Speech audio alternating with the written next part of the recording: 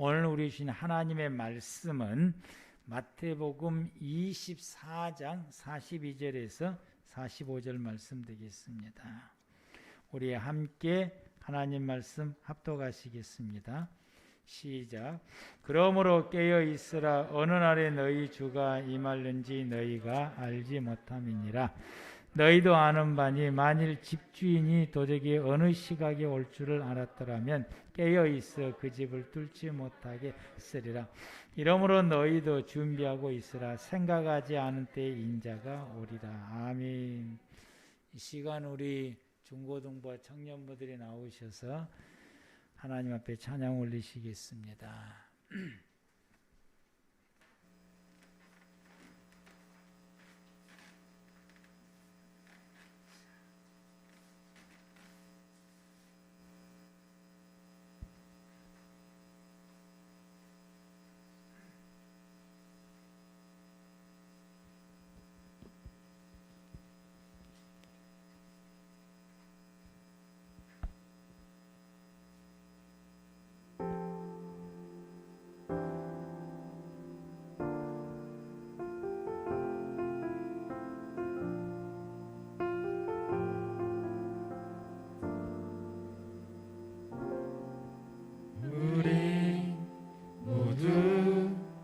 예배하는 자 되어 온전히 영과 진리로 주를 예배하자. 주가 우리와 함께 영원히 함께 하시고 마르지 않는 샘물로 우릴 채우시리. 우리 모두 예배하는 자 되어 온전히 영과 진리로 주를 예배하자.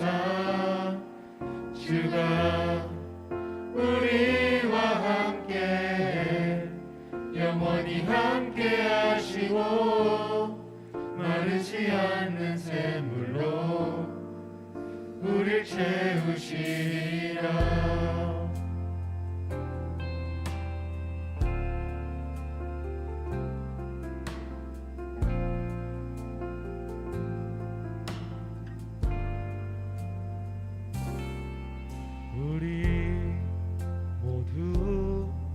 예배하는 자 되어 온전히 영과 진리로 주를 예배하자.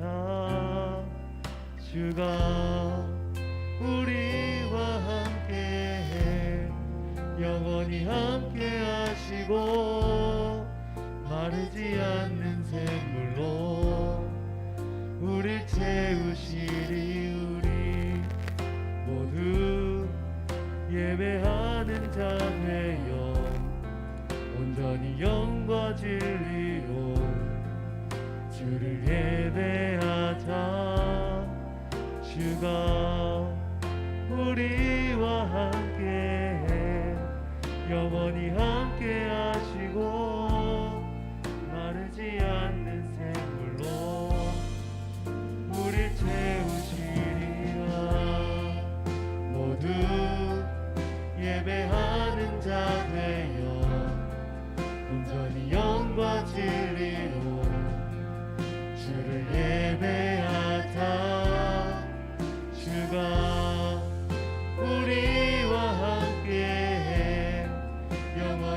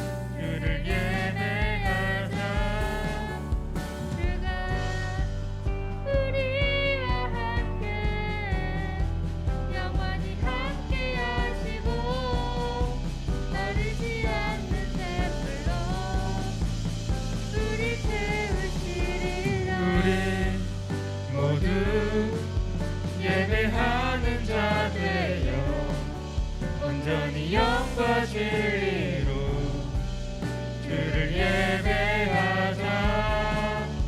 주가 우리와 함께 영원히 함께 하시고 마르지 않는 샘물로 우리를 채우시리라.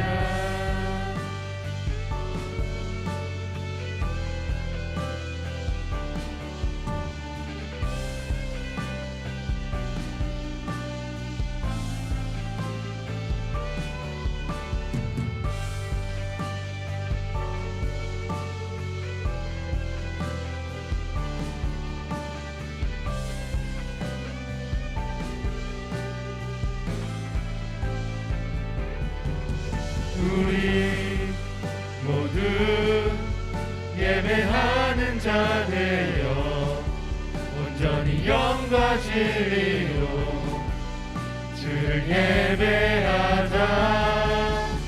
주가 우리와 함께 영원히 함께 하시고 마르지 않는 샘물로 우리를 채우시리. 우리 모두 예배하는 자 되어 온전히 영과 진리로 주를 예배하자.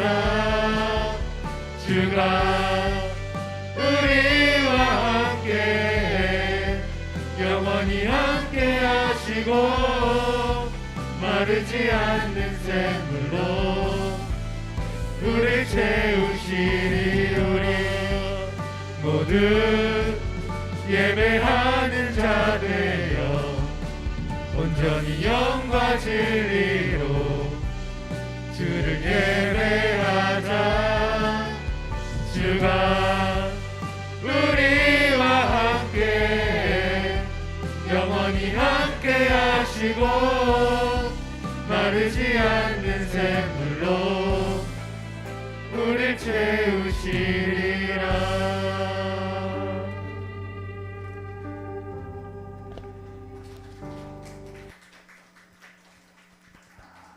할렐루야. 찬양해 주셔서 감사합니다.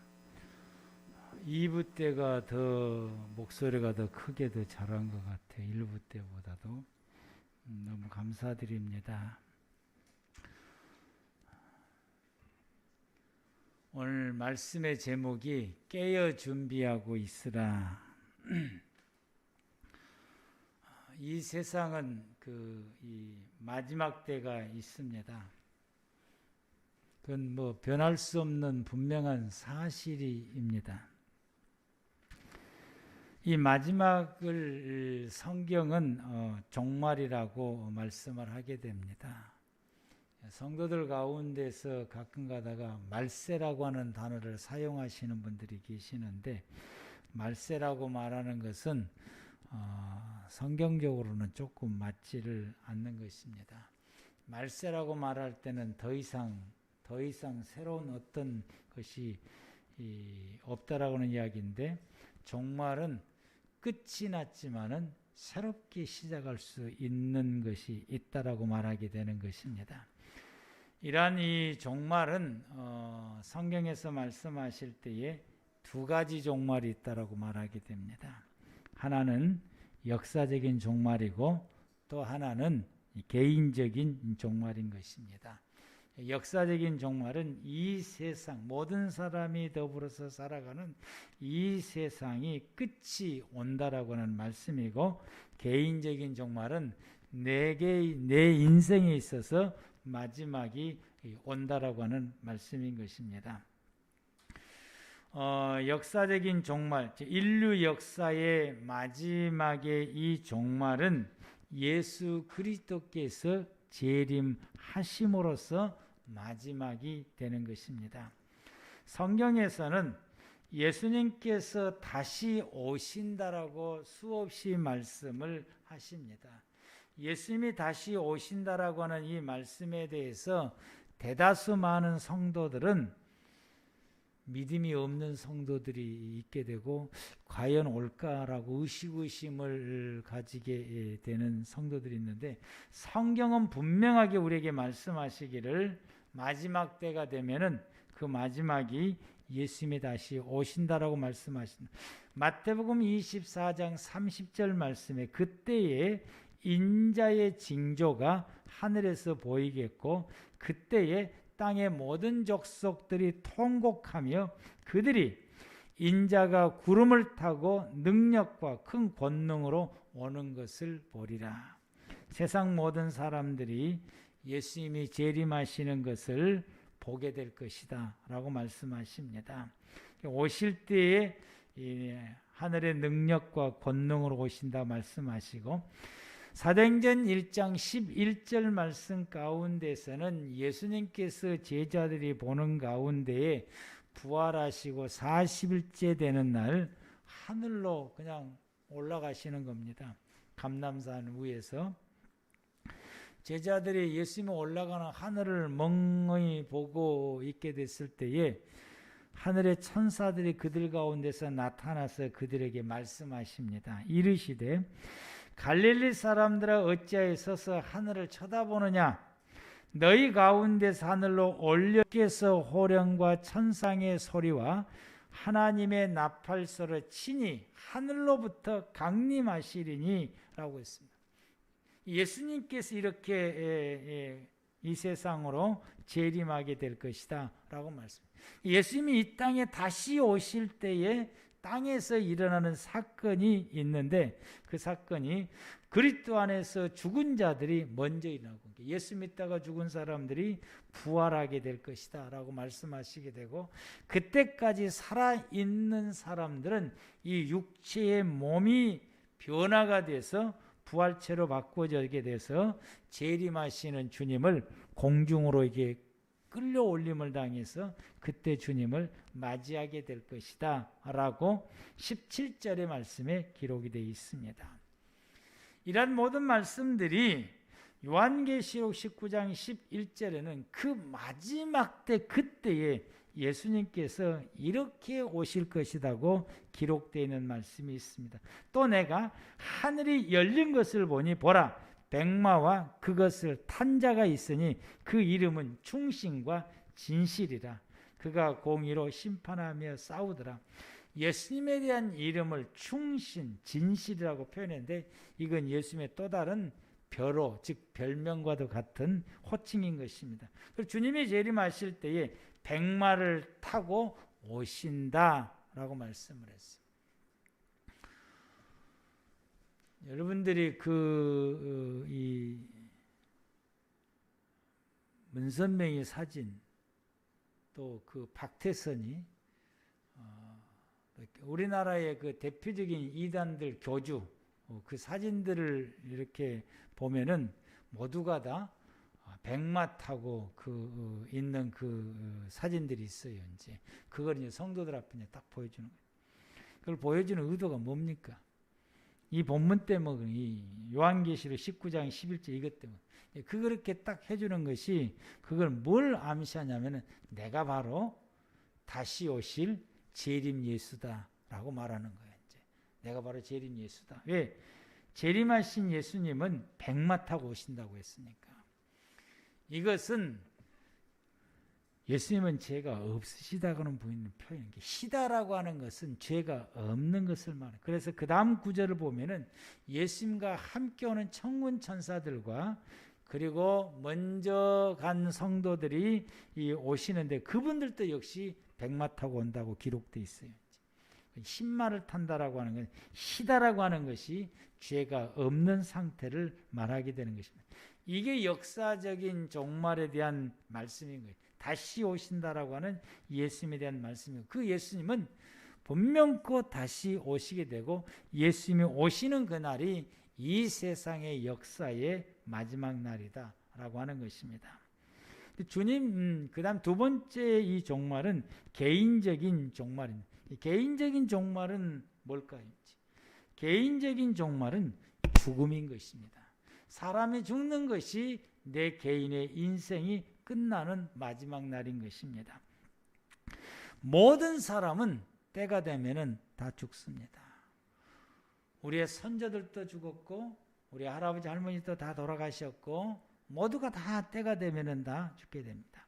그런데 이 마지막 날, 이 종말 날에는 어떤 일이 벌어지느냐? 이 종말의 날은 주님을 만나는 날입니다. 예수님을 만나는 날인 것이죠. 예수님에 대해서는 우리가 성경으로 기록된 그 모습으로 통해서 예수님을 우리가 희미하게 생각하고 상상으로만 예수님을 보게 되고 믿음으로만 보게 되고 성경에 기록되어 있던 예수님의 모습을 우리가 꿈속에서 가끔 꿈을 꾸면서 보게 됩니다. 이거에 대해서는 사도 바울이 우리가 지금은 거울로 보는 것처럼 희미하다고 그랬어요. 그런데 그때가 되면은 그때 주님 앞에 가서 마지막 때 주님 앞에 가서 주님을 만났을 때에 그때는 우리가 확실하게 볼 수 있다라고 말씀을 하겠습니다. 그때는 우리가 예수님이 어떤 분이신지 어떤 모습인지 우리의 눈으로 주님을 목격하게 되고 보게 될 것입니다. 우리는 그날 주님을 만나게 됩니다. 주님을 만나서 어떤 일이 벌어지느냐? 주님을 만나서 그날 우리는 주님으로부터서 심판을 받게 됩니다. 심판은 반드시 있습니다. 히브리서 9장 27절에 한 번 죽는 것은 사람들에게 정해진 것이요 그 후에는 심판이 있으리니, 사람이 죽으면은 예수님을 만나게 되고 예수님 만나서 뭐 하느냐? 첫 번째 예수님 만나서 예수님을 통해서 이루어지는 일이 심판을 받는다라고 하는 것입니다. 전도서 12장 14절에 하나님은 모든 행위와 모든 은밀한 일을 선악간에 심판하신다라고 했습니다. 그래서 우리의 모든 행위와 우리의 모든 은밀한 것들 중에서도 하나님께서 옳고 그름에 대해서 심판하신다라고 말씀하십니다. 요한계시록 20장 하반절 말씀 가운데서 재림하신 주님께서 우리를 심판하시는데, 마지막 때를 심판하시는데 그 심판하실 때에 책들에 기록된 대로 심판한다고 기록이 되어 있습니다. 이 책들에 기록된다라고 하는 것은 그 하나님의 책에 내가 살아오는 나의 모든 삶에 대해서 기록되어 있다는 것이죠. 우리의 삶을 가지고 하나님이 심판을 하신다라고 말씀을 하시게 됩니다. 그래서 이 마지막 날 하나님이 심판하시는데 이날 하나님께서 천국에 들어갈 사람과 지옥에 들어갈 사람을 나누는다라고 하는 것입니다. 이걸 나누는 것을 심판이라고 말하게 됩니다. 이날 마태복음 24장 31절부터서 말씀하신 것처럼 이날 예수님께서는 양 같은 사람에게는 오른편에 세우시고 천국에 들어가라고 말씀하시고 이 마지막 때 이날 염소 같은 사람에게는 왼편에 세우시고 지옥에 들어가라라고 말씀하십니다. 이 말씀을 여러분 마태복음 24장 오늘 본장 24장 41절 말씀부터서 40절 말씀 가운데서 보게 되면은 그때에 두 사람이 밭에 있음에 한 사람은 데려가고 한 사람은 버려둠을 당할 것이요 두 사람이 맷돌질을 하고 있음에 한 사람은 데려가고 한 사람은 버려둠을 당할 것이니라 라고 말씀했습니다.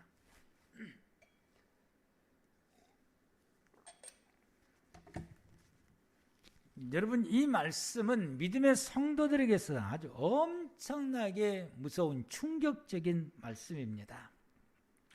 그때 두 사람이 밭에 있었다. 한 밭에 있었다고 하는 것은 한 공간 안에 있었다는 이야기고 같은 공동체 일원이다라고 말할 수 있어요. 우리가 이것을 우리에게 적용을 시킨다고 한다면은 순천 꿈의 교회라고 하는 그 이름하에 우리 성도들이 같이 모여서 같은 교회 성도로서 같이 모여서 하나님 앞에 예배드리고 같이 음식도 먹고 같이 생활을 하는 같은 일원의 공동체다라고 말할 수 있습니다. 한 밭에 있다라고 하는 겁니다. 근데 그 사람들 가운데서 한 사람은 데려가고 한 사람은 버림을 당한다고 했어요. 데려간다라고 하는 것은 천국에 드린다는 말씀이고, 버려둔다라고 하는 것은 지옥에다 버려버린다고 하는 말씀인 것입니다.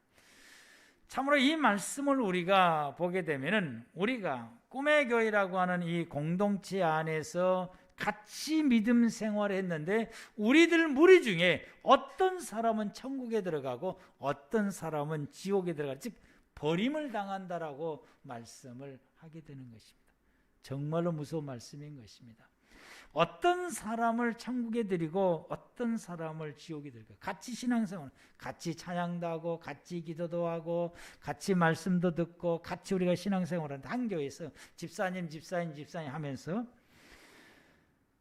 우리 무리 중에서 오른쪽 편에 서는 믿음의 생활을 살아가는 사람들은 그때에 하나님이 데려가실 것이고, 우리가 한 교회 안에서 믿음의 생활을 살아가지만 우리 개인의 삶이 왼쪽 편에 서 있는 생활을 살아가게 되면은, 같은 공간에서 같이 찬양하고 예배드렸지만 그 마지막 때에 버림을 당할 수 있다라고 하는 것입니다.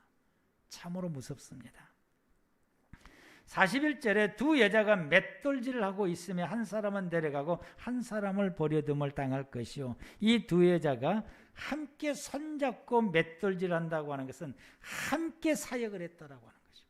함께 주방에서 음식도 만들고 함께 여전도 일을 같이 하고 함께 아동들을 같이 가르치고, 즉 함께 주의 일을 두 사람이 같이 의논하면서 함께 일했는데, 함께 일하는 사람이 두 사람이 다 천국으로 하나님께서 데려가야 되는데, 그 두 사람이 일했는데 그 두 사람 중에 함께 일했던 사람들 가운데 데려가는 사람이 있는가 하면은 버림을 당하는 사람이 있다라고 하는 것입니다. 지난주부터 말씀을 드린 것처럼 오른쪽 것은 오른쪽의 짝을 이루고 오른쪽의 결과를 이루게 되고, 왼쪽 것은 왼쪽의 짝을 이루고 왼쪽의 결과를 이루게 되는 것입니다. 저와 여러분들이 같이 주의 일을 함께 하고 같이 예배를 드리면서도 내가 살아가는 내 삶이 오른쪽의 것을 취하고 오른쪽의 삶을 사느냐, 왼쪽의 것을 취하고 왼쪽의 삶을 사느냐, 이것이 내게 있어서 매우 중요하다라고 하는 것입니다. 한 공간 안에 있다고 해서 주님이 데려가신 것도 아니고, 함께 일했다고 해서 같이 데려가는 것이 아니라 내 삶이 어느 쪽에 속했느냐에 따라서 데려가고 버림을 하라고 말씀하십니다. 그래서 우리 주님이 오늘 본문을 통해서 말씀하십니다. 그러므로 깨어 있어서 준비하라고 말씀하신 것입니다. 우리 모두 다 깨어 있어서 준비할 수 있는 저와 여러분들 되기를 바랍니다. 그러므로 깨어 있으라. 어느 날에 너희 주가 임할는지 너희가 알지 못함이니라. 너희도 아는만이 만일 집주인이 도적이 어느 시각에 올 줄 알았더라면 깨어 있어 그 집을 뚫지 못하였으리라. 깨어 있으면은 지옥에 떨어지는 재앙이긴 임하지 않는다라고 말씀하십니다. 그러므로 너희도 준비하고 있으라. 생각하지 않을 때에 너에게 마지막 날이 오리라. 인자가 오랴, 이 말씀은 마지막 날이 생각하지 않은 때에 마지막 날이 온다라고 하는 것입니다. 세상 가운데서 보면은 생각하지 않을 때 갑자기 마지막 때가 오는 경우가 종종 있습니다. 우리 주님은 말씀하십니다. 이 마지막 때가 다가오게 되면은 징조들이 나타난다. 그래서 그 징조들을 보고 깨어서 준비를 해야 된다라고 말씀하십니다. 역사적인 종말이 이 세상 가운데서 올 때에 이런 징조들이 나타난다라고 말씀을 하시게 됩니다. 그래서 여러분 마태복음 24장 5절부터서 보겠습니다. 마태복음 24장 이 5절부터서 보게 되면은 예수님이 이 땅에 오시는 그날이 되어지게 되면은, 그날이 점점점 다가오게 됐을 때 이런 징조들이 나타나는데 5절에서는 뭐라고 말씀하시냐면은 적그리스도가 등장하게 될 것이다. 즉 내가 예수다라고 말하는 사람들이 나타난다고 말하게 됩니다. 많은 사람들이 내 이름으로 와서 이르되 나는 그리스도라 하여 많은 사람을 미혹하리라. 그래서 이 흰말 타고 모습으로 사람들에게 나타나서 말해서, 그래서 이 교주들이, 내가 어떤 교주는 내가 재림주다라고 확실하게 말하는 교주가 있는가 하면은, 어떤 교주는 그걸 말을 돌려서 말하는 경우가 있어요. 내가 감람나무다라고 말하는 사람들도 있고, 내가 그 참 아버지다라고 말하는 사람이 있고, 어떤 분들은 내가 성령이다라고 말하는 사람이 있어요. 내가 성령이다라고, 내가 다시 올 자다라고 이렇게 돌려서 말하는 사람들이 있고, 직접적으로 내가 한국 땅에 온 재림주 예수다라고 말하는 사람들도 있는데, 이렇게 말하는 사람들과 그런 이단들이 나타날 때에 우리는 어떤 생각을 먼저 해야 되냐면은, 우리는 그런 것을 볼 때에, 예수님이 이 땅에 오실 때가 다가오고 있구나, 한 걸음 더 다가왔구나 라고 하는 것을 우리가 생각하고, 그 주님을 만나기 위해서 우리가 정신 차려서 내가 준비해야 되겠구나, 이런 생각이 들어야 되는데, 못된 사람이 또 나타났네, 이런 정도의 생각으로 끝나버리게 되고, 왜 이 교회가 이 모양인지 모르겠다라고 이게 비판적인 서로 끝나버릴 때가 우리가 많다라고 하는 것입니다. 6절과 7절 말씀 가운데는 주님이 오실 때가 되면은 전쟁과, 이 나라와 나라 사이의 전쟁과 한 동족 가운데 일어난 내전이 일어난다라고 말했어요. 이 전쟁과 내전은 끊임없이 일어나게 됩니다. 끊임없이 이 난리와 난리의 소문을 듣겠고, 민족이 민족을, 나라와 나라가 대적하여 일어나겠다라고, 또 각처의 기근과 지진이 일어나게 되고, 그래서 이 기근이 계속해서 점점 더 심해져 가고 있는 것입니다. 기근이. 이 아프리카나 이런 그 지역쪽에 기근이 점점점 심해져 가고, 지구가 점점점 사막화가 되어져 가게, 지구가 점점점 사막화가 돼 간다라고 하는 것은 기근이 점점 다가온다는 이야기가 되어지게 되는 것입니다. 그래서 이런 또 지진도 점점점 더 강도가 있게 세지게 일어나게 되고요. 뿐만 아니라 또 말씀하시기를 9절과 10절 말씀 가운데서는 교회가 핍박이 더 강하게 받는다고. 여러분, 코로나19로 인하여서 일어나는 일 중에서 하나가, 이 코로나19가 생기기 이전보다 코로나19가 생기고 난 그 이후에 교회가 훨씬 더 많은 핍박을 받게 됐습니다. 타겟가 교회로 이렇게 탁 하게 되고, 이제 그래서 우리 근방 지역에도 이 20% 예배를 드려야 되는데 지금 더 드렸어요. 이제 숫자가 더 많이 모였고, 그것이 적발해 가지고 300만의 벌금을 물르는 교회도 있어요. 이제 그런 교회들도 군데군데 생겨나게 돼요. 환자가 생겨난 것이 아니라 20%를 넘겠다고 이제 생겨. 현재 우리 교회 수준의, 이 의자의 수준에서 20%가 지금 현재 앉아 있는 게 넘어갑니다. 넘어요 지금. 그런데 엊그제 공문 오기를 1차와 2차 맞은 사람은 그래서 이제 괜찮은 거예요. 이걸 이제 또 이게 따닥따닥 붙어 앉아 있으면 그랬다고 또 이게 걸고 또 이게 벌금 때리면은 또 어쩔 수 없이 이제 받게 되는 거죠. 이런 교회가 핍박을 받게 되고요. 예전에는 이제 이건 제가 경험한 건데, 그 전에는 어떤 관공서라는 일을 보다가 직업이 뭐냐고 이제 물을 때가 있어요. 이제 어떤 뭔가를 이제 작성을 하다 보게 되면은 목사입니다라고 하면은 작성을 하다가 일어서서 정중하게 인사를 하고, 또 그냥 직업이 뭐예요? 이렇게 하다가 목사입니다. 그러십니까? 이게 말이 딱 바꿔져 이제. 그러십니까? 그리고 태도가 이게 딱 정중해서 바꿔지게 되는데, 그저께 또 뭘 또 이제 작성을 해야 되는 일에 있어서 직업이 뭐냐고 묻거래. 내가 교회 목사입니다. 그랬더니 위에서부터 밑에까지 훑어보더라고. 그러고는 시크해. 시크해. 요즘은 그냥 시큰둥해요. 이제 별로 이게 옛날하고는 다릅니다. 그만큼 이게 이렇게 교회가 핍박이 이만큼 더 심하게 갈수록, 주님 오실 때가 돼가면은 교회의 핍박은 점점 여러분 핍박받는 것을 여러분이 느낄 때에 세상 사람들이 여러분 교회 다닌다고 여러분을 욕을 하거나 여러분을 미워하거나 여러분을 핍박할 때에 주님 오실 때가 다가왔구나 생각을 하고 우리가 깨어서 준비하는 이것으로 나가야 되는 것입니다. 불법이 성행하고 사랑이 식어진다고 12절에 말씀하고 있습니다. 불법이 성함으로 많은 사람들이 사랑이 식어진다라고 말합니다. 요즘은 이제 부모가 자녀를 해치거나 죽이거나 또 자녀가 부모를 해치거나 죽이거나 형제 자매는 말할 것도 없고 이거는 눈 하나 깜짝하지 않고 전혀 어떤 양심의 가책도 느끼지 않고 또 사람을 죽이는 일에 있어서도 아주 천연덕스럽게 하는 이 모습을 보는데 사람 놀랄 정도입니다. 이런 법을 잘못을 행했음에도 불구하고 당신이 이런 것을 잘못했다고 지적하게 되면은 네가 뭔데 그러냐고 오히려 달라들게 되고 내가 뭘 잘못했냐고 절대로 사람들이 요즘은 자기가 잘못을 저질렀음에도 불구하고 잘못했다라고 생각하지 않고 잘못했다 미안하다 말도 하지를 않습니다. 이런 불법이 성행하게 되고 이게 갈수록 점점 더 심해진다라고 하는 거죠. 이게 심해진 거 우리가 볼 때에 주님 말씀하시기를 주님 오실 때가 그만큼 다가오는 게 다가오면 다가올수록 이게 강도가 더 세진다라고 하는 것이죠.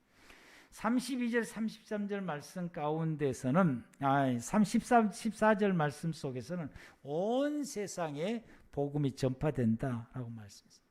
예수 믿는 복음이 전파되는데 이 복음은 예루살렘에서 시작해서 사도행전 시절에는 안디옥 교회로 이제 옮기게 되고 지중해 쪽에 있는 안디옥으로 옮기게 되고 안디옥을 중심해서 지금 현재 우리가 지도상으로 보게 되면은 터키, 그리스, 로마에까지 안디옥을 중심해서 복음이 퍼져나가기 시작하게 됩니다. 그러더니 이제는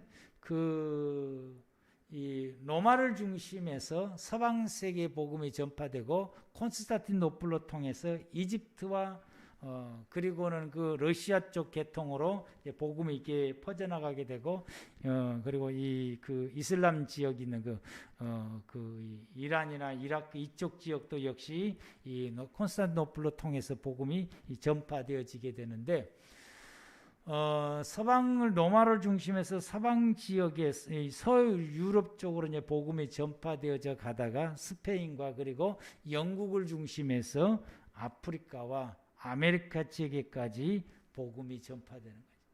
그래서 이 스페인을 중심해서 또 이 영국을 중심해서 이 함선 배가 발달하게 되므로 이 배를 타고 다니면서 이제 복음을 전파하게 되고요.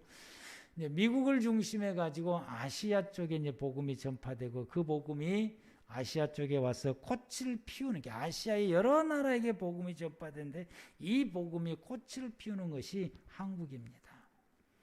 한국을 중심해서 이 복음이 다시금 이렇게 세계적으로 나가게 되는데 한국의 선교사가 전 세계로 이 선교사가 나가 있게 되고 아시아의 태평양의 미기한 섬에까지도 이 선교사가 다 나가 있고 중동 지역에도 선교사가 나가고 이스라엘 지역까지도 선교사가 나가고 전 세계로 선교사가 나가게 되는데 복음이 이제는 이 중동 지역을 지나서 이스라엘에 들어가게 되면은 주님 오실 때가 끝났다라고 아시아까지 와서 지금 현재 중동 지역에 수많은 선교사가 나가고 그리고는 이스라엘에게도 한국의 선교사들이 지금 나가고 있는데 이 아프간 사태 때에 서울에 있는 교회가 목사님이 잡혀가지고 이제 목사님이 죽고 성도들도 뭐 어려움을 겪고 그리고 이제 풀려나게 되었는데 그때 그 사건이 있을 때에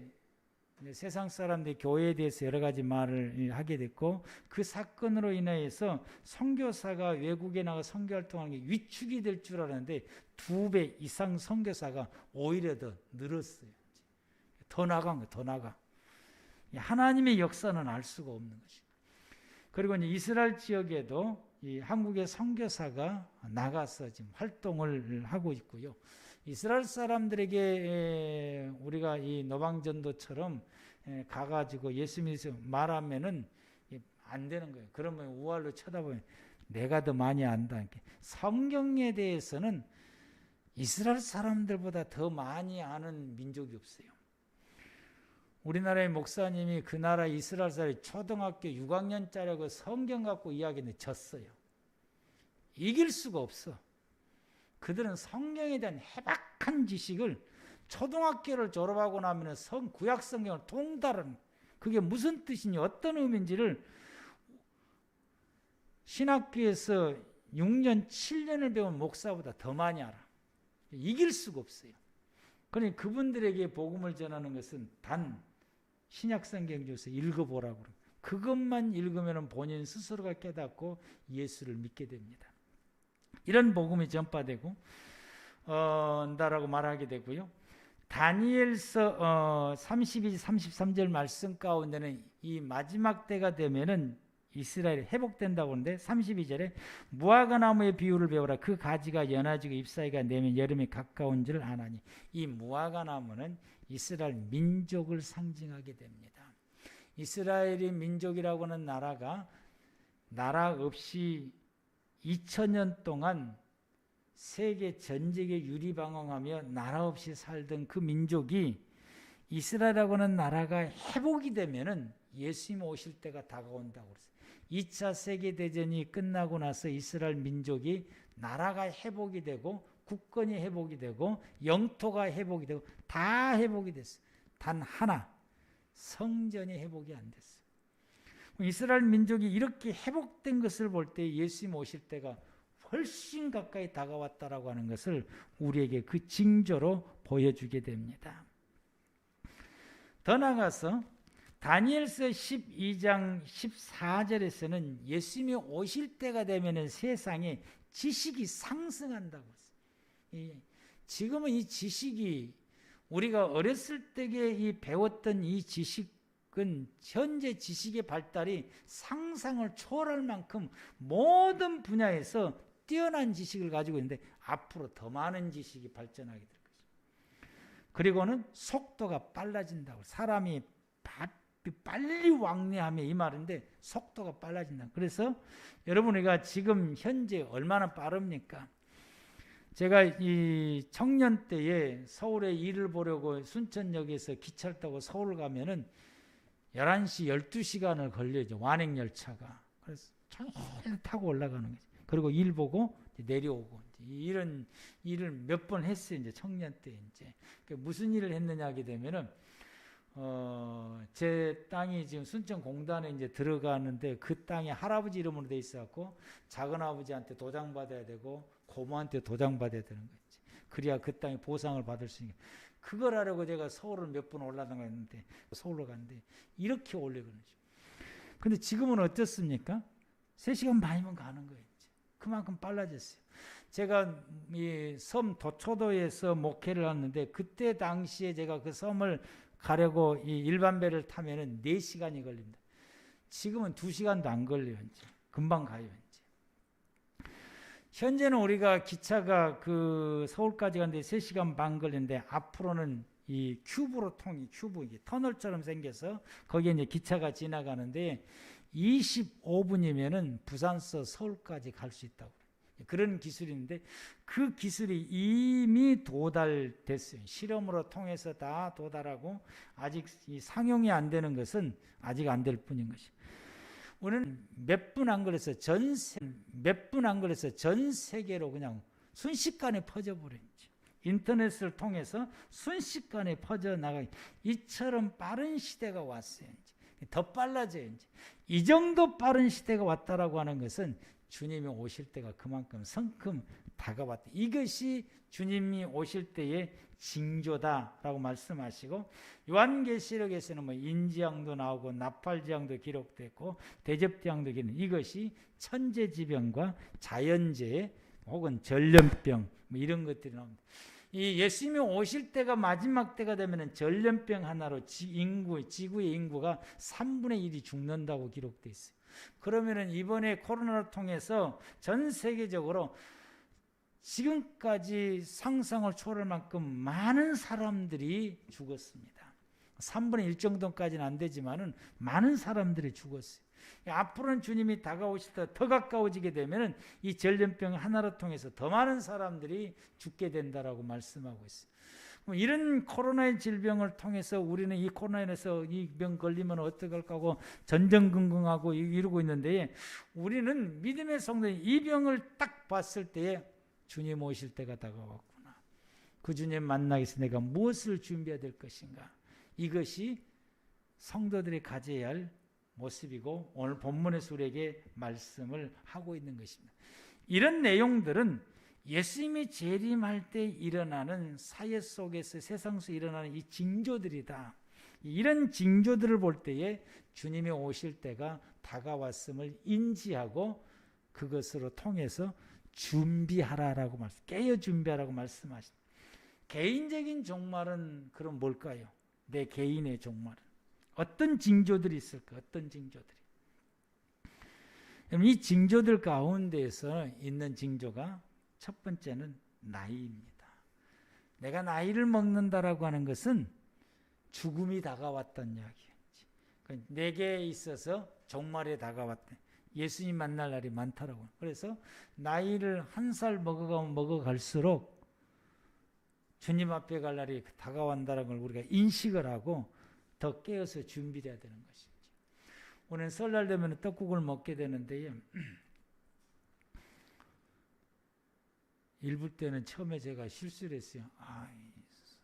별로 안 좋다고 하는데, 그 주님 만난다니까 안 좋은 날이 아니고 좋은 날이더라고요. 그런데 식구하고 헤어지니까 슬픈 날이기도 해요. 또. 아무튼 여러분, 이 나이를 먹는다라고 하는 그 나이를 먹어갈 때 내가 나이를 먹었네 이런 생각을 할 것이 아니라 주님 만날 날이 다가왔다.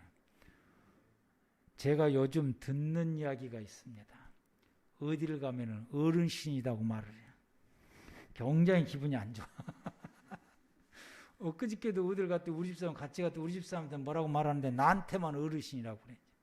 그래서 우리 집사람 싹 쳐다봤어요. 내가 더 젊어 보인 것 같은데.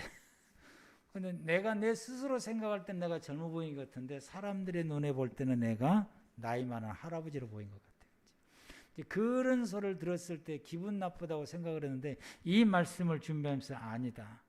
내가 주님 갈 날이 다가왔구나. 더 정신을 차리고 준비를 해야 되겠구나. 이 경각심을 그 사람을 통해서 어르신이라는 말로 통해서 나에게 경각심을 하나님이 주신 것입니다. 여러분이 두 번째 그 내 개인의 그 징조가 뭐냐면은 질병이었지. 몸이 아픈다고. 제 신학교 동기들 가운데에서 두 사람이 죽었어요. 이제 한 사람은 나이가 많으니까 그렇다 치고 나하고 동갑자리가 3, 4년 전에 죽었어요. 3, 4년 전에 동갑자리가 죽었는데 같이 신학교를 다니고 같이 졸업하고 그랬는데 이 친구가 죽을 때에 괜히 마음이 안 좋다. 나도 죽나 이런 생각이 들었는데 제가 이 친구가 죽고 난 다음에 만약에 나에게도 이런 암이, 이 친구가 이제 췌장암으로 죽었는데 내게 암이 걸리면 나는 어떻게 처신을 해야 될 것인가를 생각해. 내가 어떻게 처신해야 될 것인가. 우리가 이제 그것을 뭐 암 걸리면 수술 받기도 하고 치료를 받기도 하고 수술 받기도 하고 그러는데 수술 받으면 이제 뭐 몇 년 더 살죠. 수명이 연장되는 거예요. 그래서 곰곰이 생각을 한 거예요. 수명이 내가 치료를 받는 목적이 뭐냐라고. 수술을 받고 치료받는 목적이 뭐냐.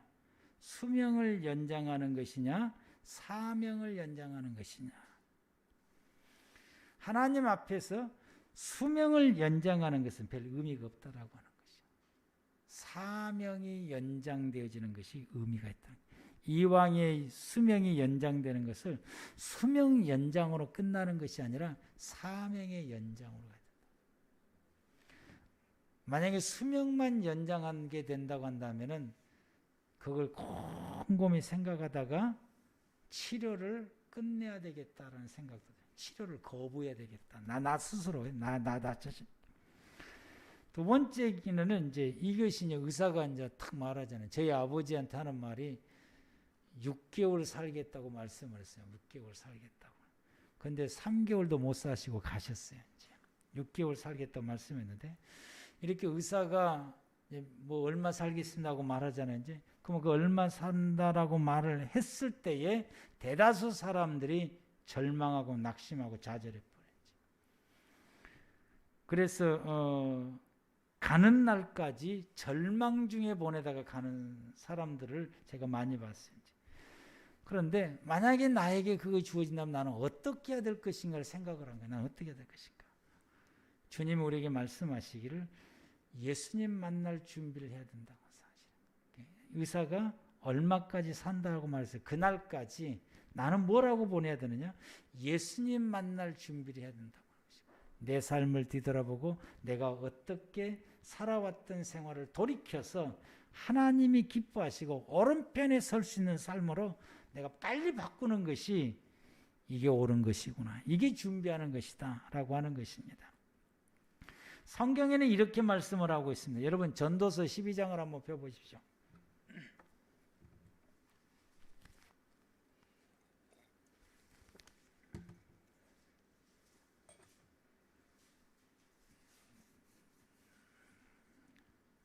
전도서 12장 1절부터서 보겠습니다.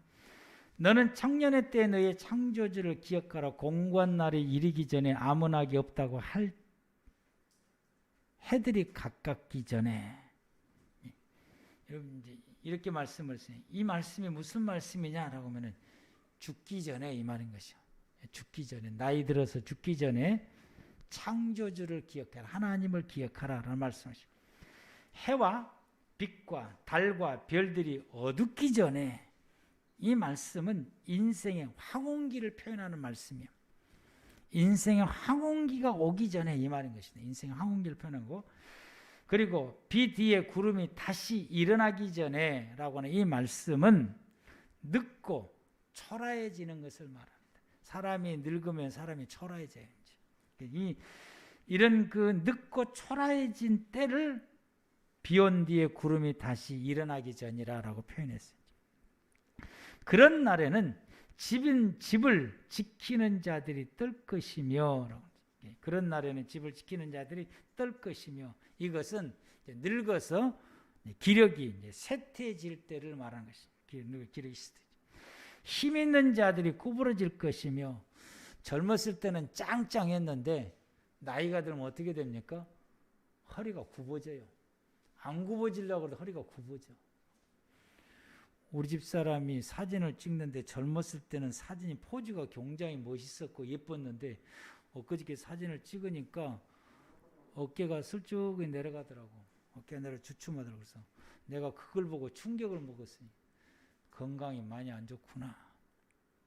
그래서 당신은 허리가 많이 안 좋구나 그랬더니 그러면서 그 사진을 보여줬어요. 당신 사진 찍을 때마다 포즈가 이렇게 된다. 허리를 좀 펴라. 이렇게. 여러분 그것이 그걸 안 하려고 해도 저절로 그렇게 돼요. 그것이 여러분 이게 나이가 들면은 허리가 굽어지고 서 있기가 힘들다라는 표현이 힘 있는 자들이 굽어질 것이며 이럴 때 뭐 해야 되냐? 하나님을 기억하라. 이런 날이 오기 전에 하나님을 기억하라. 맷돌질하는 자들이 적어짐으로 그칠 것이며 여러분 이게 무슨 말씀입니까? 치아가 빠진다는 이야기인 것이야. 치아를 맷돌질이라고 표현했습니다. 이 치아가 점점 나이가 들면은 치아가 점점점 빠져서 없어지게 되는 거죠. 창들도 내다보는 자가 어두워질 것이며 여러분 이것은 이명 권사님하고密接한 관계가 있어요. 눈의 시력이 떨어진다는 이야기인 것입니다. 그래서 잘 안 보여 이제 점점점 어두워지고 잘 안 보이게 됩니다.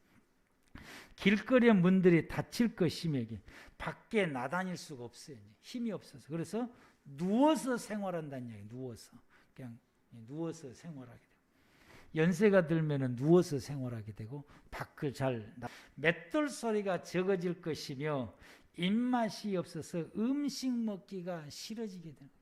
여러분들이 입맛이 떨어져서 나이가 들어갈수록 입맛이 떨어져서 음식 먹기가 싫어지면은 내가 주님 만날 날이 다가오고 있구나. 이걸 기억하시고 준비를 하셔야 되는 거예요. 이제 그런 소리, 새의 소리로 말미암아 일어날 것이며 잠이 적어진다는 이야기입니다. 제가 젊었을 때는 새벽 예배 드리는 것이 그게 내게 너무 힘들어요. 왜냐하면 새벽에 일어나는 게 너무 힘들어가지고 그래서 이 새벽 예배를 드릴 때에 일주일에 절반밖에 못 드려요. 이제. 그것 때문에 우리 집 사람이 나가 깰 때까지 잠을 안 자. 새벽에 깰 때까지 잠을 안 자고 뭐 그래서 새벽에 날 깨워주고 그러는데 어쩔 때는 깨워줬는데도 내가 못 일어날 때가 있어요. 그렇게 젊었을 때는 이 새벽에 일어나는 게 힘들었는데 어느 날 딱 뜨니까 새벽에 되니까 바로 깨불더라고요. 그날만 깼더니 그날로부터서 계속해서 지금까지 새벽이 되면 그래서 제가 10시에 자든지 1시에 자든지 2시에 자든지 3시에 자든지 어느 시간에 잠들든 상관없이 4시 반이면 일어납니다. 저절로 일어나죠. 4시 반 되면 저절로. 이게 이제 그 나이가 들어가면은 새벽에 잠이 없어지게 돼요. 우리가 새벽에 일찍이 일어나지게 되면은 잠이 없어지면은 내가 주님 만날 날이 다가왔구나. 음악하는 여자들이 다 쇠잔하여질 것이며 잘 듣지도 못할 뿐만 아니라 좋은 것도 없어지고 만사가 귀찮아져요. 요즘 젊은 시절 되면은 요새 좋은 음악들을 막 듣고 막 좋아하고 깔깔고 그러는데 나이가 되면 다 듣기가 싫어. 재미도 없고 다 듣기가 싫어요. 저만 그런지 모르겠습니다. 또 15절 말씀, 그냥 5절 말씀은 또 그런 자들은 높은 것을 두려워하면 높은 것을 힘들어라고 그러니까 이건 뭐냐, 높은 곳을 잘 못 올라가요. 숨이 차서.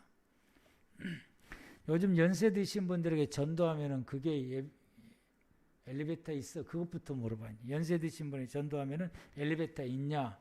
교회를 계단 타고 올라가냐? 계단 타고 올라가냐? 됐어? 그걸로 끝이에요. 제가 이 교회로 왔을 때 우리 할머니들이 저한테 물어본 거예요. 엘리베이터 있냐고 물어봤어요. 엘리베이터 있다는 게 좋아라고 했었지. 나이가 들면 이렇습니다. 이제. 이것은 뭘 말하냐? 내가 주님 만날 날이 다가왔다는 이야기, 이 징조가. 그래서 길에서는 놀랄 것이며 걸어다니기가 힘들다는, 연세가 들면 걸어다니기가 힘들어요. 살구나무가 꽃이 필 것이며, 살구나무 꽃이 흰색입니다. 그래서 살구나무 꽃이 핀다라고 하는 머리카락이 흰머리, 백발이 돼간다는 이야기인 것이. 그래서 여러분에게 이 머리카락이 백발이 돼가면은 주님 만날 날이 다가온 것이죠. 제 머리가 그러잖아요. 메뚜기도 짐이 될 것이고, 이제 뭐조차 들고 가는 것조차도 이제 무엇이든지 들고 뭐 일을 하고, 이게 이제 점점점 불가능해지게 되고 정력이 그치고 성욕도 없어지고, 이는 사람들이 자기의 영원한 집으로 돌아가고 마침내 죽게 된다. 그러므로 조문객들이 거리로 왕래하게 됨이라. 장례식을 치르게 된다. 은줄이 풀어지고 금그릇이 깨어지고 항아리가 샘 곁에서 깨지고 바퀴가 우물에서 깨치고 그러는, 이 바퀴가 우물에서 깨진다라고 하는 것은 이 두레박이 끈이 있는데 이 두레박이 끈이 끊어진다는 얘기. 이거 무슨 말이냐? 생명이 다했다는 거예요. 생명이 다했다. 항아리가 샘 곁에 깨지고 우물이 이게 바퀴 두레박이 이 끈이 끊어진다라고 하는 것은 생명이 다했다. 수명이 다했다. 그래서 수명이 다함으로 통해서 은줄이 풀어지고 금그릇이 깨지고. 엊그저께 조영기 목사님이 별세를 하셔서 장례식을 아주 건하게 잘 하시더라고요. 근데 이제 이분이 은퇴하고도 이 순복교회 상당히 시끄러웠어요. 이제. 뭐 때문에 시끄럽냐? 돈 때문에 시끄러운 거예요. 돈 때문에. 근데 이분이 돌아가셨을 때에 아무것도 못 가져가시더라고요. 이제. 뭐 교회도 가져갈 수도 없고, 그분이 관여했어가 이제 들어왔던 그 모든 것도 아무것도 못 가져가시고, 부자가 돌아가시면 그 모든 재산이 다 가져갈 것도 아무것도 가져가지를 못한다. 다 가져가지를 못하고 그냥 수명만 다한다. 준비를 하셔야 되는 것이죠. 그런 믿음의 성도들은 마지막 때를 기억하고 오늘 본문 가운데서 깨어서 준비하라라고 말씀합니다. 왜 믿음의 성도들이 깨어서 마지막 때를 준비해야 될까요? 설교는 지금부터입니다. 그런데 시간이 다 돼서 다음 주에 하겠습니다. 기도하시겠습니다.